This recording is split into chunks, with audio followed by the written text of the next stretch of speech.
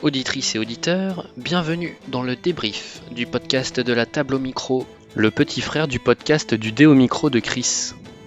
Vous allez maintenant assister au débrief de l'épisode 1 de la campagne Odyssey of the Dragon Rolls, qui réunit autour de Chris comme meneuse de jeu Itilia Vass, Caribert, Otar Celebrine et moi-même Thibaut. Bonne écoute. Du coup, voilà, nous avons eu notre première séance de la campagne. Je veux remercier les poditeurs qui nous écoutent encore. Voilà, c'est vraiment, c'est un peu un exploit si vous êtes restés. J'avoue. Alors il faut bichonner ces poditeurs. On vous bichonne.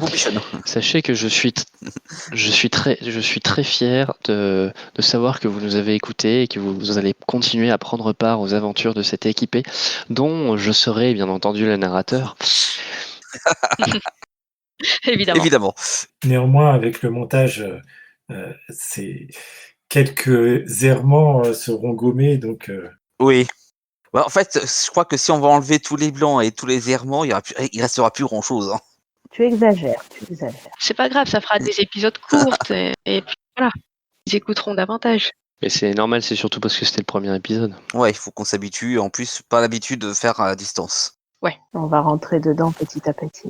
Voilà. Du coup, on a quelques trucs à faire avant de clore cette épopée. Mm-hmm. L'expérience. On va parler de l'expérience émergente. Voilà. Alors, je reprends note. On gagne combien d'XP? Même que c'est pas d'XP. Non, c'est pas on gagne combien d'XP, c'est Non, je sais. on avance sur quels critères? Voilà, alors un instant, je reprends les critères sous les yeux. Est-ce que vous avez des idées de thèmes où on a débloqué de l'expérience? Ben, On est en 2-4-5-2, c'est ça? Ouais, c'est ça. 4-5-2 avec objectif, découverte, lien et revers. Bon, bah on a un objectif. C'est à Ilos. ouais. On a, je dirais, 2 découvertes. La première, c'est tout ce qui concerne donc les méros qui attaquent les villages. Et la deuxième, c'est le bûcher funéraire du roi. Ouais. Pour les liens, là, je vous laisserai vous exprimer là-dessus parce que j'ai pas forcément la même vision que vous. Ben, Et puis en bûche, j'ai pas vraiment le sentiment qu'on ait on n'a pas eu vécu d'embûche en fait. non. Ah si, pardon. Si, moi j'aurais tendance à traduire le cauchemar de Arya comme une embûche. Voilà mon interprétation. Alors pour le coup, ton interprétation me convient.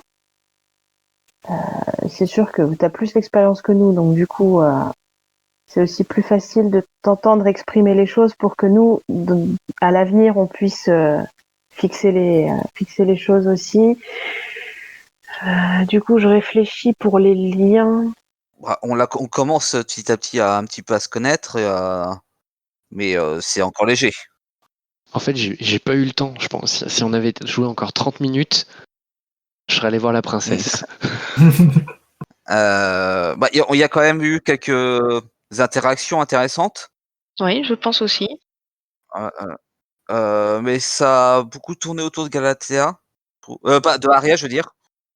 Entre le tour de garde qu'elle a fait toute seule et puis après son cauchemar.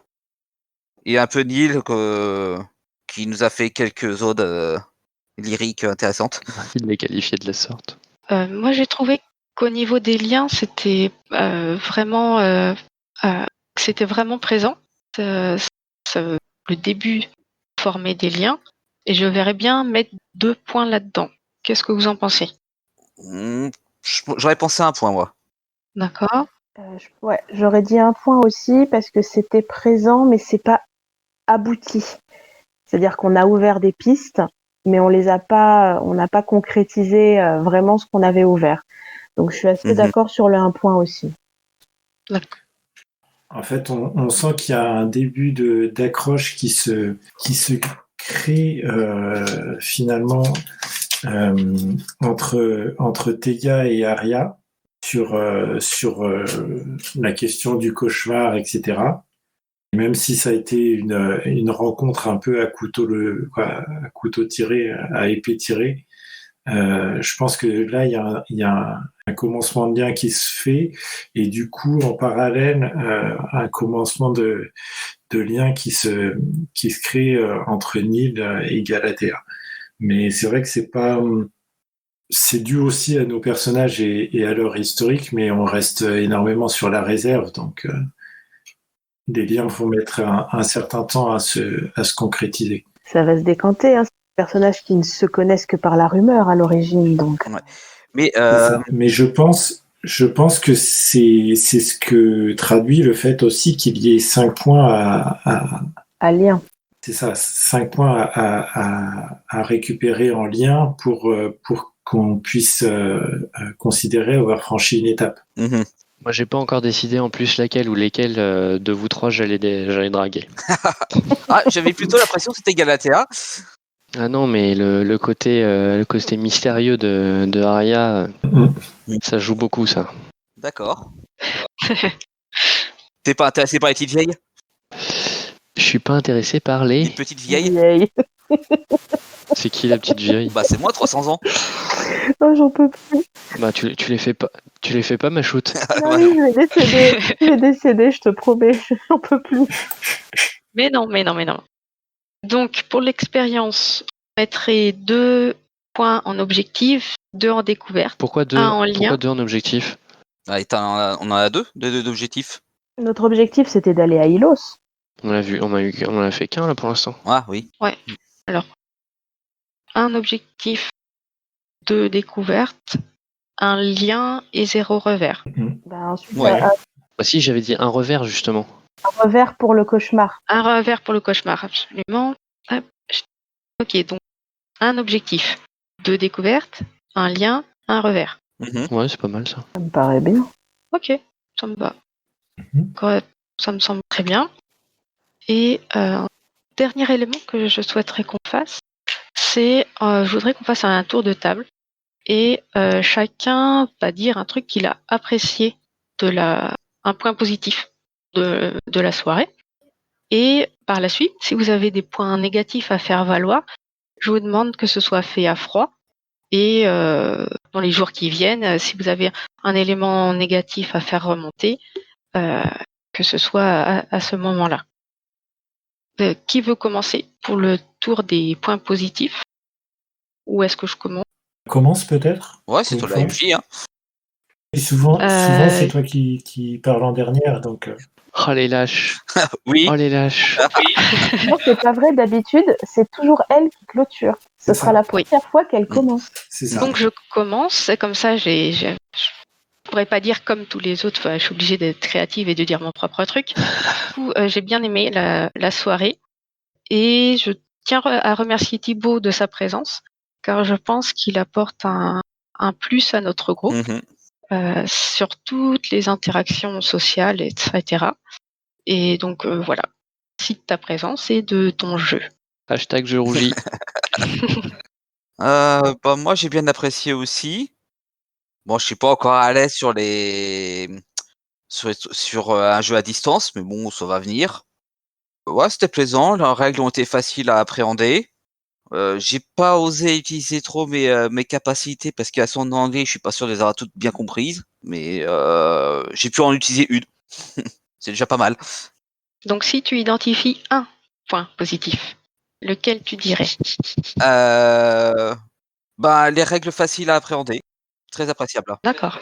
Itil, à toi. Alors, j'ai beaucoup aimé les interactions.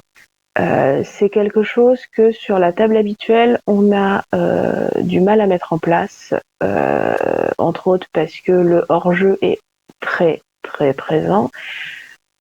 Hashtag je déteste les iPads. Ouais, je vois de quoi tu parles. Voilà, donc là j'ai vraiment bien apprécié parce que ça a roulé, c'était fluide.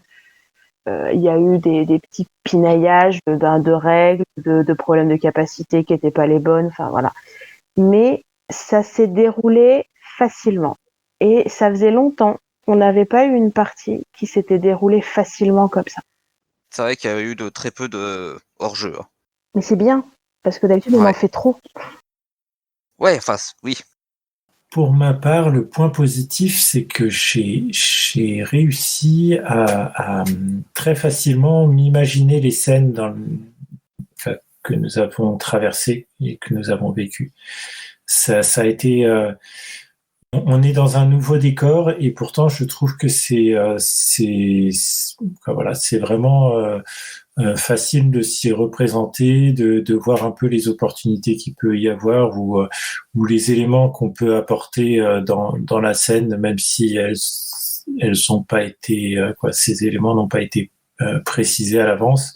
Voilà, je trouve que c'est assez facile de se plonger dans cet univers au final. Au moins pour une première. Alors, le fait d'avoir une carte à un moment donné, c'était. Nous, on n'a pas l'habitude. Alors, on joue Et c'était peu avec sympa. carte, c'est vrai. Ouais. Mes pauvres. Ça commence. Ça commence, mais voilà, c'est.